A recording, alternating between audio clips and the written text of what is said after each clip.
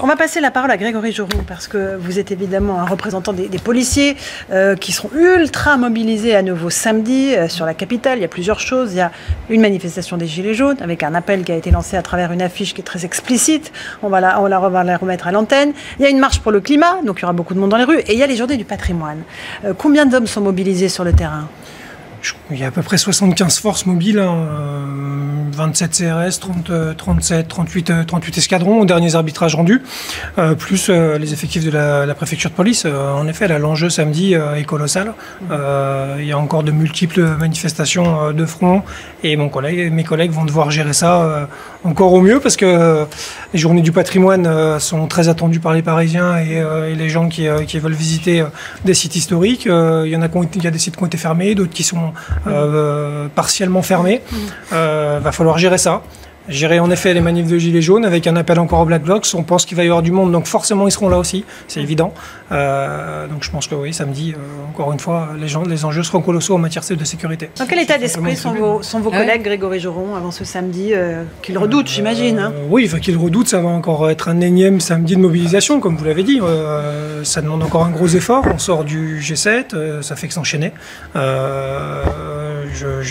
J'en profite pas, mais je souligne aujourd'hui qu'on a malheureusement déploré le 50e suicide dans la police, hein, avec un collègue qui a mis fin à ses jours il y a quelques heures à Maubeuge. Voilà, mes collègues sont dans un état de fatigue qui est avéré, tout le monde le sait. On va aussi nous manifester le 2 octobre parce que en effet, je pense qu'il y a des dossiers qui avancent pas assez vite et les signaux sont pas assez palpable pour mes collègues de terrain. Je pense notamment à cette histoire de lutte contre le suicide où on fait des CHSCT, mais finalement la bonne volonté qui est affichée, on a du mal à la retranscrire et encore une fois, c'est mes collègues dans les commissariats ou les différents services de police n'arrivent pas à toucher du doigt le fait qu'il y a une volonté ministérielle de pouvoir améliorer leurs conditions. C'est trop loin. Vous confirmez qu'on n'a jamais eu autant de suicides là, dans la police Jamais autant. Jamais, non. Ouais. Non, pour l'instant, jamais. C'est une conséquence du surmenage des derniers mois ? Ou année. Je pense que oui, c'est une conséquence je pense que la résilience de mes collègues est fissurée, clairement, et qu'aujourd'hui, on a des conditions de travail qui sont extrêmement difficiles, et que malheureusement, on le voit, il y a souvent des éléments déclencheurs qui sont d'ordre familiaux, tout simplement parce que quand cet équilibre familial-là s'écroule, de l'autre côté, quand on se retourne, il n'y a plus rien pour se rattraper au niveau professionnel. La réalité, c'est ça, et quand vous regardez aujourd'hui, la plupart des suicides, malheureusement, encore une fois, cet élément déclencheur, il vient du cadre familial. Et c'est pour ça que moi, je pense que cette résilience est vraiment fissurée. Grégory Joron, ça fait des années qu'on ne prend pas en compte vos revendications. On les prend mieux en compte aujourd'hui ? Pas assez. On leur donne la parole. Oui, on nous donne la parole, on a l'impression d'être écoutés. Maintenant, ce qui compte pour nous, c'est le résultat.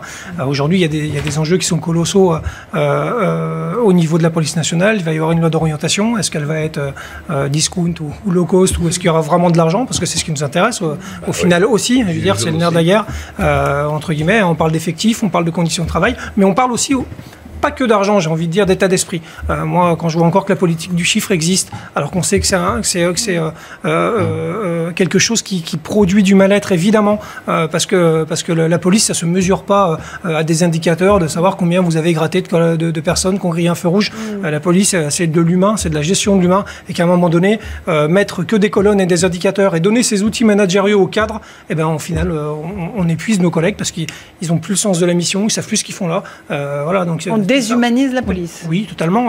Aujourd'hui, c'est le cas. Et de fait, on enlève tout esprit collectif. Et aussi, de fait, on fissure cette résilience qui fait qu'aujourd'hui, un policier, ça reste fragile parce qu'il est en milieu hostile en permanence. Et voilà, donc oui, il faut aller... Il n'y a pas que de l'argent, il y a aussi de la bonne volonté. Mais encore une fois, nous, on ait des résultats palpables. Retrouvez toute notre actualité sur videopolice.com, la chaîne YouTube d'Unité SGP Police.